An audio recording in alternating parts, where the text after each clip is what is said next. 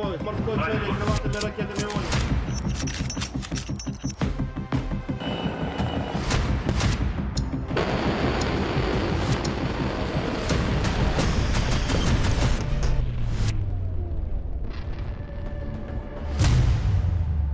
America पर परमाणु हमले की तैयारी, पुतिन के करीबी का ट्रंप को चैलेंज।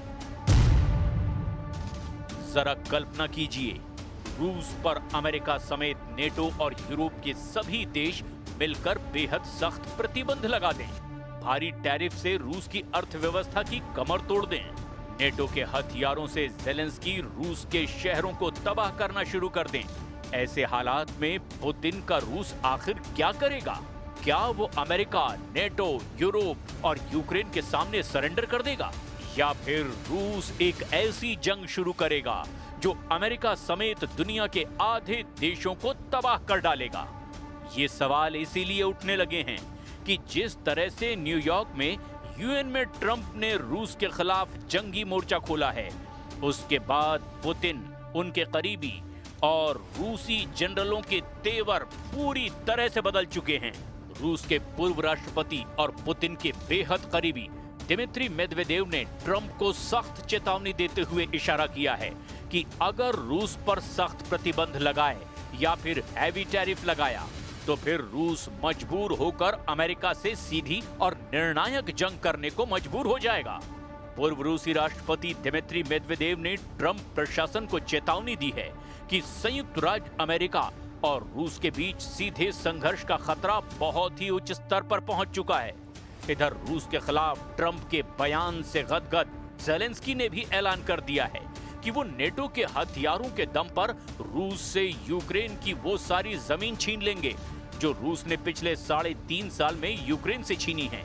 ऐसे हालात में वॉर एक्सपर्ट्स का साफ कहना है कि ट्रंप ने अगर नेटो और यूक्रेन के साथ मिलकर रूस के खिलाफ मोर्चा खोला तो फिर तीसरे विश्व युद्ध में परमाणु हथियारों का जमकर इस्तेमाल होगा, जिसमें कई देशों का तो वजूद ही मिट जाएगा।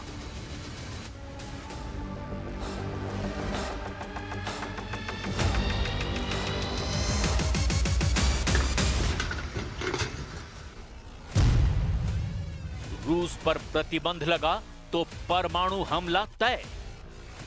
And they've been fighting for 3.5 years. रूस यूक्रेन युद्ध एक तरह से 30 देशों तक पहुंच चुका है, Killing anywhere from 5,000 to 7,000 young soldiers mostly. हालात बद से बदतर हैं। संयुक्त राष्ट्र महासभा में रूस के खौफनाक हमलों का असर ज़ेलेंस्की से लेकर सभी यूरोपीय देशों के नेताओं पर साफ नजर आया है। इधर रूस को कागजी शेर बताने वाले ट्रंप ने भी ऐलान कर दिया है कि अब यूक्रेन नेटो से हथियार लेकर रूस पर बड़े हमले शुरू कर दें।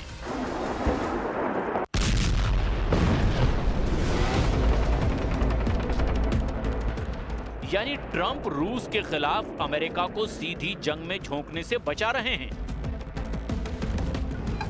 लेकिन यूक्रेन के कंधे पर नेटो की बंदूक का इस्तेमाल करके रूस को तबाह करना चाहते हैं।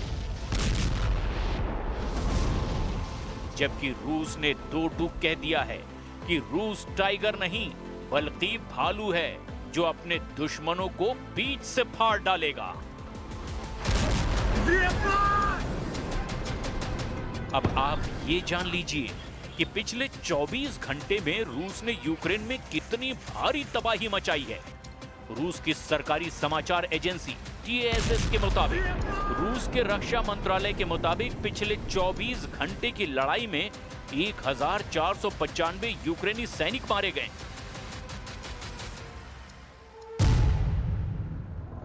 इधर पुतिन के बेहद करीबी पूर्व रूसी राष्ट्रपति दिमित्री मेदवेदेव ने ट्रंप प्रशासन को चेतावनी दी कि संयुक्त राज्य अमेरिका और रूस के बीच सीधे संघर्ष का खतरा बना हुआ है। दिमित्री मेदवेदेव ने कहा कि रूस स्टार्ट संधि का पालन करने के लिए तैयार है, जिस पर मैंने 2010 में हस्ताक्षर किए थे। अब ट्रंप प्रशासन को फैसला लेना है, लेकिन संधि के शब्दों का पालन करना ही काफी नहीं है। अमेरिका को प्रतिबंधों और शुल्कों से रूस को कमजोर करने का प्रयास बंद करना होगा, अन्यथा सीधे संघर्ष का खतरा बना रहेगा। मेदवेदेव, जो इस वक्त रूसी राष्ट्रपति व्लादिमीर पुतिन की सुरक्षा परिषद के उपाध्यक्ष हैं।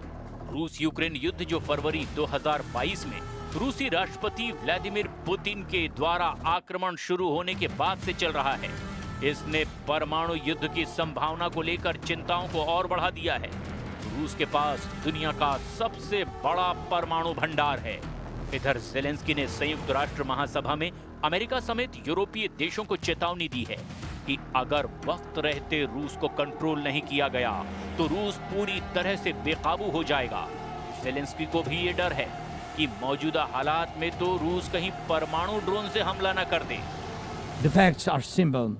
Stopping this war now, and with it, the global arms race, is cheaper than building underground kindergartens or massive bunkers for critical infrastructure later.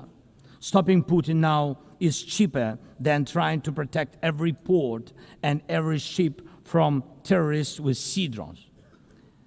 Stopping Russia now is cheaper than wondering who will be the first to create a simple drone carrying a nuclear warhead. So we must use everything we have together to force the aggressor to stop.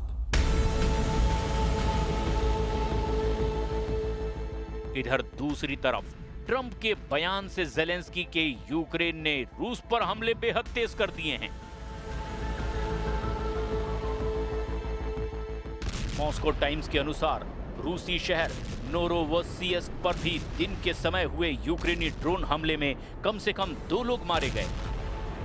दूसरी तरफ रूस के विदेश मंत्री Sergei लाव्रोव ने Kyiv और Europe पर युद्ध को लंबा खींचने का आरोप लगाया है। क्रेमलिन के प्रवक्ता पेस्कोव ने अमेरिकी राष्ट्रपति डोनाल्ड ट्रंप के एक बयान को खारिज कर दिया कि रूस एक कागजी शेर है। रूस एक भालू है जो गंभीर से गंभीर हमलों को भी बर्बाद करने की क्षमता रखता है। रूस के हमले यूक्रेन पर पिछले 4 हफ्तों में 15 गुना तेज हो गए हैं।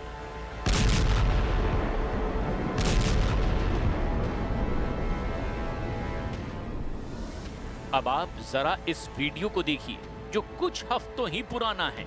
यूक्रेन अमेरिका और नेटो देशों से भीषण तनाव के बीच राष्ट्रपति पुतिन ने एक नई बोरी श्रेणी की परमाणु ऊर्जा से चलने वाली पनडुब्बी युद्ध में लॉन्च कर दी थी। रूस की नई न्यूक्लियर सबमरीन कन्यास पोजर्स्की के ध्वजारोहण समारोह में राष्ट्रपति पुतिन पूरे जोश के साथ शामिल हुए। पुतिन ने दावा किया था कि रूस की नई न्यूक्लियर सबमरीन कन्यास पोजर्स्की स्टेल्थ, ताकत और लंबे और भीषण युद्ध के लिए तैयार की गई है। पुतिन के मुताबिक परमाणु पनडुब्बी आने वाले दशकों के लिए रूस की रणनीतिक नौसैनिक क्षमताओं को मजबूत करने वाली है।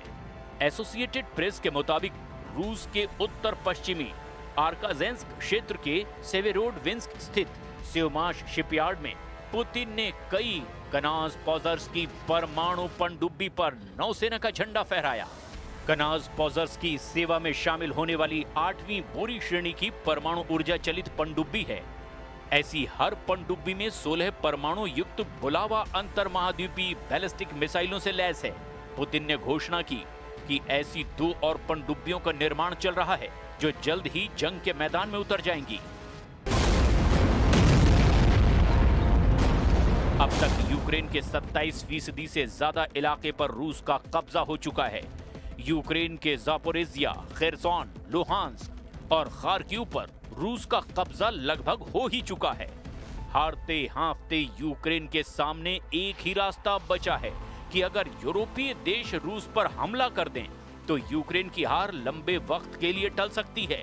हालांकि पेरिस में हुई मीटिंग में राष्ट्रपति ज़ेलेंस्की ने साफ कहा था कि रूस के राष्ट्रपति पुतिन मरने वाले हैं, जिसके बाद रूस बिना शर्त युद्ध विराम के लिए मजबूर हो जाएगा। यहां तक कि फ्रांस के राष्ट्रपति मैक्रों और ब्रिटिश प्रधानमंत्री कीर स्टारमर ने भी रूस को धमकी देते हुए कहा था कि रूस कभी भी यूक्रेन को नहीं जीत पाएगा। ऐसे हालात में पुतिन ने अचानक रूस से लेकर बेलारूस तक अपने सभी एटम बम एक्टिव करवा दिए हैं। रूस की परमाणु मिसाइलें, परमाणु बम वर्षक और परमाणु पनडुब्बी पूरी तरह से हमले के लिए तैयार हो चुकी हैं। हालात ये हो गए हैं कि राष्ट्रपति पुतिन खुद रूस की एक परमाणु पनडुब्बी में पहुंच गए और कमांडरों को साफ आदेश दे दिया कि परमाणु हमले के लिए पूरी तरह से तैयार रहो।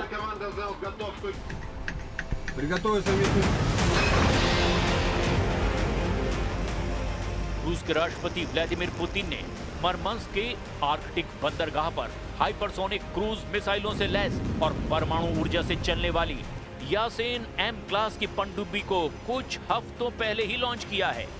इसके साथ ही रूसी नेवी की शक्ति कई गुना और बढ़ गई है।